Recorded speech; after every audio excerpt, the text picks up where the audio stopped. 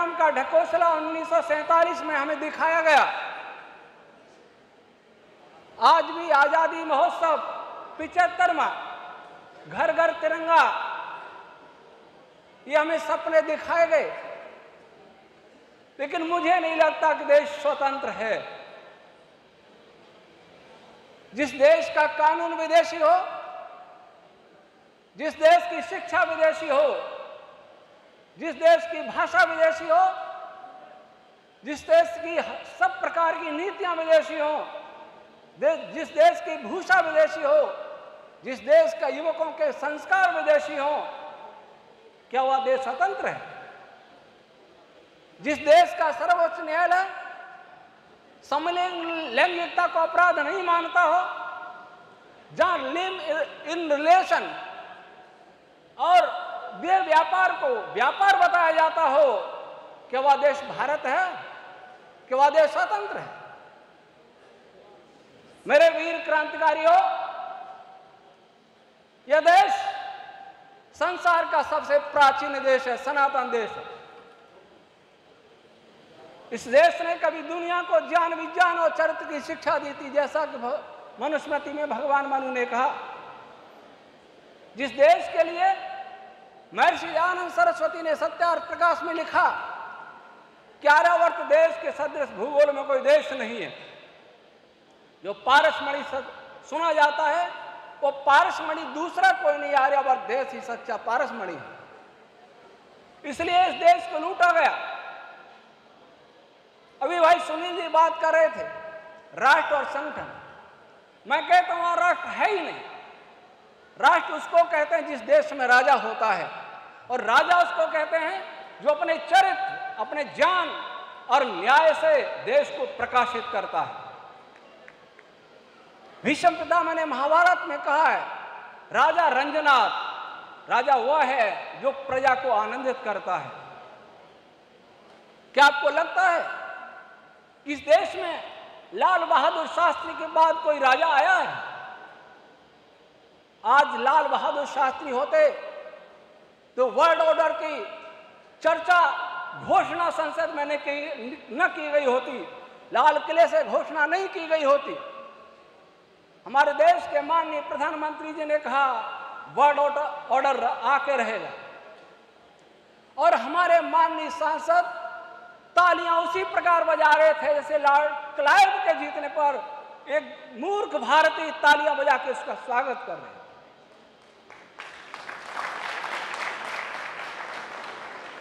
मैंने इस विषय में संयुक्त राष्ट्र संघ महासचिव को पत्र लिखा, डॉक्टर भलारा जी को पहले भी दिया, अभी कुछ प्रतियां दी हैं। जो एजेंडा 2030 है उस पर मैंने प्रश्न उठाए हैं।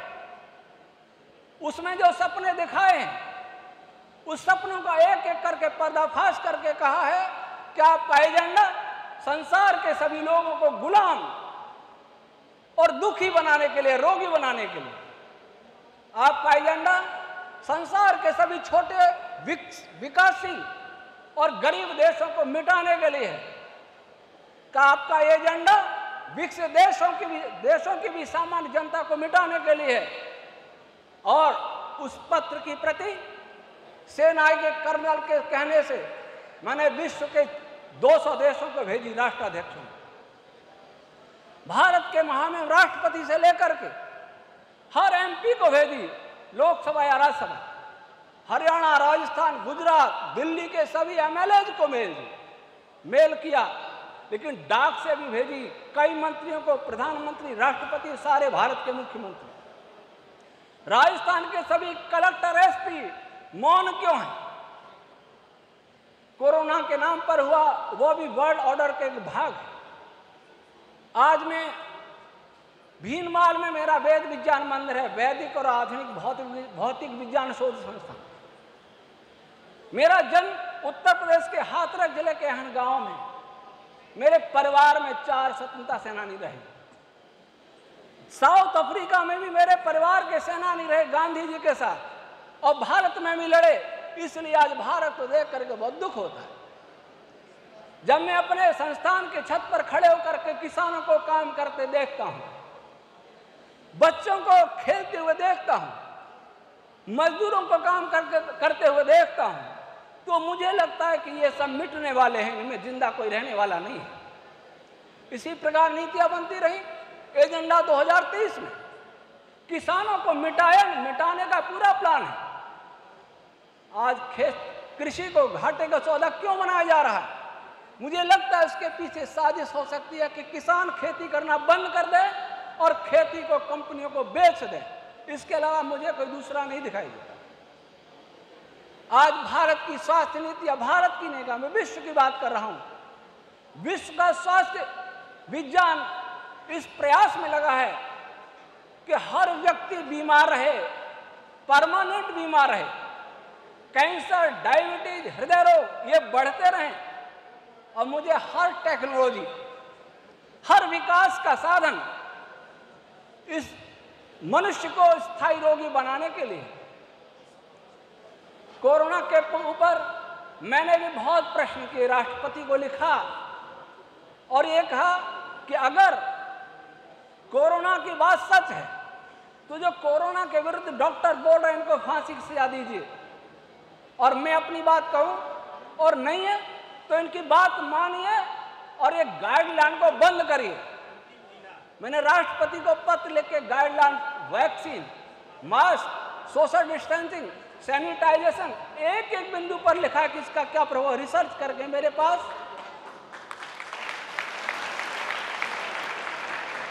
400-500 पृष्ठ के दस्तावेज हैं और मैंने लिखा सरकार को, मेरे पास हैं, आप उत्तर दीजिए। और मैंने अभी लिखा कि दुनिया के, मैं मेडिकल साइंस का व्यक्ति नहीं हूं, मैं फिजिक्स का हूं। हमारे माननीय प्रधानमंत्री जी जिन वैज्ञानिकों पर गर्व करते हैं, वे वैज्ञानिक फिजिक्स के नाम पर जो मूर्ख बना रहे हैं, मैं और मेरी टीम के प्रश्नों का उत्तर दे दे वो वैज्ञानिक, तो मुझे भारत सरकार चाहे जो चाहे दंड दे दे। इससे अधिक में सरकार को क्या लिख सकता था? सरकार मौन रही। वैक्सीन के लेटर पर मेरे पास जालौर के एक जिला अधिकारी का फोन आता है, क्या आपने वैक्सीन के विरोध में कुछ लिखा है? मैं हाँ लिखा है, आप उत्तर देंगे? बोला हाँ बोलिए, आपको शिकायत क्या है? मैंने कहा एक लाभ बता दीजिए, एक लाभ वैक्सीन से ये लाभ है। तो उन्होंने मुझे कहा कि आप कौन बोल रहे हैं? मैंने कहा मैं वैदिक साइंटिस्ट बोल रहा हूं। तो कहते सर हमारे बस की बात नहीं। ये क्या हो रहा है? किसके बस की बात है? राजस्थान सरकार का फोन आता, राजस्थान संपर्क पोर्टल से, आपके परिवार का निस्तारण कर दिया है। क्या किया? नई गाइडलाइन जारी कर दी है। मैंने कहा मारने के लिए की है या जिंदा रखने के लिए की है? वो कहते हैं ऐसा कैसे बोल रहे हैं, तो जवाब दीजिए। वो मौन हो गए। फिर राजस्थान संपर्क पोर्टल से फोन आना ही बंद कर दिया। अभी जो लंपी स्किन बीमारी हुई, क्या मानते हैं ये प्राकृतिक है? इसको भी फैलाया गया। हम लोग गायों के बल पर जीवित रह सकते हैं, इसलिए अब के गायों को निशाना बनाया गया है, हमारी कृषि को निशाना बनाया गया है। महर्षि ज्ञान कहते थे किसान राजाओं का राजा, इस राजाओं का राजा आज सबसे दुखी है, सबसे शोषित है। मुझे प्रसन्नता है कि राजाओं का राज आज संगठित हो रहा है। मुझे प्रसन्नता है जनता सरकार मोर्चे के तले आप एकत्र हुए हैं और एकत्र होने की आवश्यकता है। आज राष्ट्र राष्ट्र नहीं है, राजा राजा नहीं है, ये राष्ट्र गुलाम है और आगे और भयंकर गुलामी आने वाली है। इसलिए आप संगठित हो और आगे और अपनी संख्या बढ़ाएं। हाँ, इतना मैं अवश्य कहूंगा, अराजक तत्व संगठन में नहीं आने चाहिए, अराष्ट्रीय तत्व संगठन में नहीं आने चाहिए, सरकारी संपत्ति को हानि पहुंचाने वाले, हिंसा करने वाले तत्व नहीं आने चाहिए, तो आपकी ताकत बढ़ेगी। जनता, लोकतंत्र जनता की सरकार है, लेकिन जनता यह सबसे दुखी है, सबसे दुखी।